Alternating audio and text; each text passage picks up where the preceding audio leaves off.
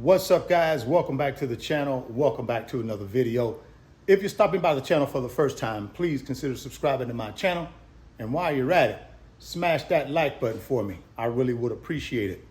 Also, hit that post notification bell so that you're notified every time I upload a new video. Be careful down in the comment section of the videos. A lot of spam, a lot of scammers. I will never ask you to contact me by WhatsApp or Telegram. I also do not invest money for my subscribers, and I do not offer an investment trading program. So please be careful. Don't get yourself scammed. If you want up to 12 free stocks, Webull is going to give you up to 12 free stocks. When you open a new Webull brokerage account, put at least 1 penny in that brokerage account. They're going to give you up to 12 free stocks for just trying out their brokerage app. There's a link down in the description box of the video. Go click on that Webull link. Open up your new brokerage account today. Go get that free stock. Go get that free money. Next week, guys, we have two very important things happening. The first one is going to be the CPI report for November, which is dropping December 13th, which is a Tuesday. The second important thing that's happening next week is the Federal Reserve will be having its last meeting of 2022 on December 14th. And in that meeting, the Fed will make a determination if they're going to increase short-term interest rates, and if they decide they're going to increase short-term interest rates, by how much. It's widely expected they're going to raise short-term interest rates at least by 50 basis points. If the November CPI report says that inflation is still increasing, then I believe the Federal Reserve will increase short-term interest rates by 75 basis points. If the CPI report for November says inflation is still coming down for the second month in a row, then I think at that point, the Federal Reserve will hike short-term interest rates by 50 basis points. That's going to be important to what happens in 2023, what the Fed does next Wednesday. Because if they hike 75 basis points, that means they're still tightening. They're going to be hawkish on inflation going into 2023. And it's widely expected that they will continue increasing short-term interest rates throughout 2023 until they believe inflation is consistently coming down. That's important for us as investors because that will tell us what type of stock market we will have in 2023.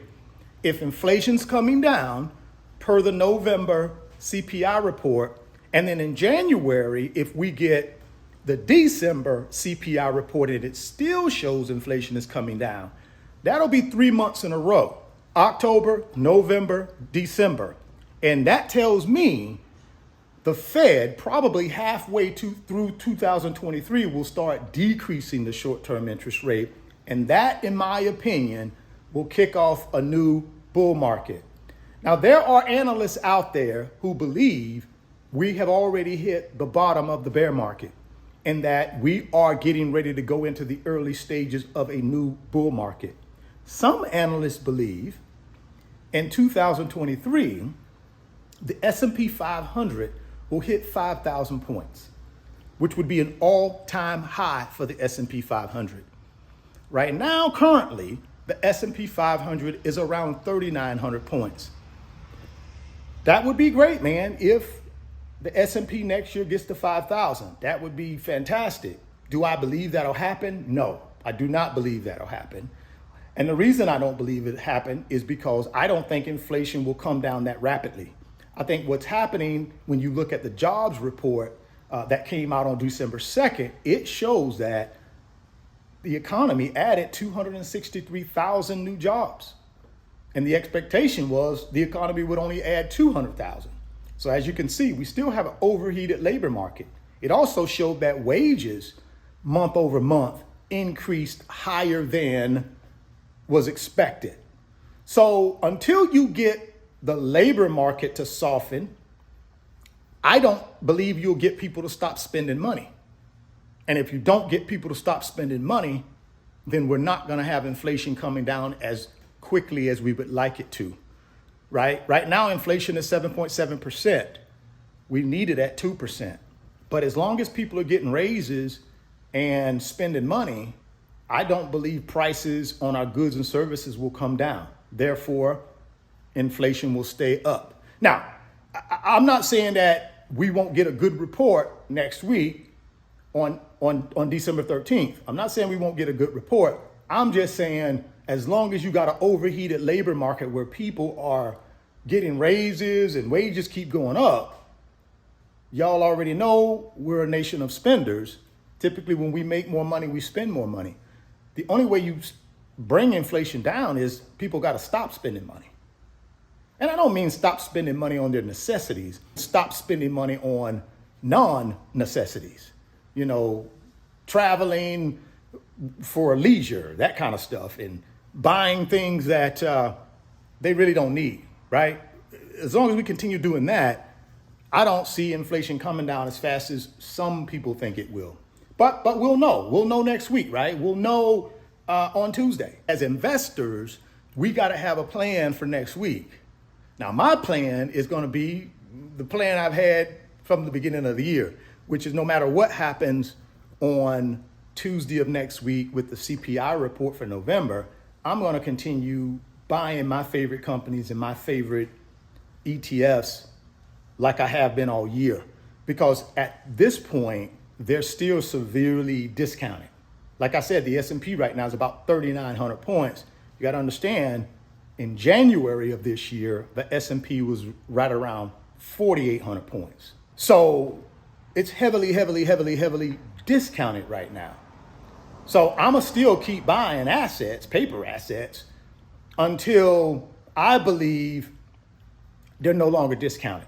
And at that point, I will still dollar cost average in because I'm still looking for long-term growth, but I won't be as heavily dollar cost averaging in like I am today. I'll pull back a little bit, but I'll still have a certain amount of money going, because the whole goal is for me to really exhaust most of my resources right now while they're discounted. There's no point in me, going heavy when they're trading at a premium. I don't want to be buying when they're trading at a premium. I want to buy when they're trading at a discount and then hold them till they're trading at a premium again. And that's where I make my net worth gain. So I'm going to tell you the same thing that I tell myself. Don't listen to the noise. Stay on course. Keep dollar cost averaging in. You start slowing down on that once these assets that you're buying are back to the premium that they were trading at earlier in the year around January, February. That's when I'll start pumping the brakes. But until then, I'm going to keep buying as much as I can no matter what happens next week. You got to have a game plan for yourself. You got to know exactly what you're going to do, because you're going to probably see some red.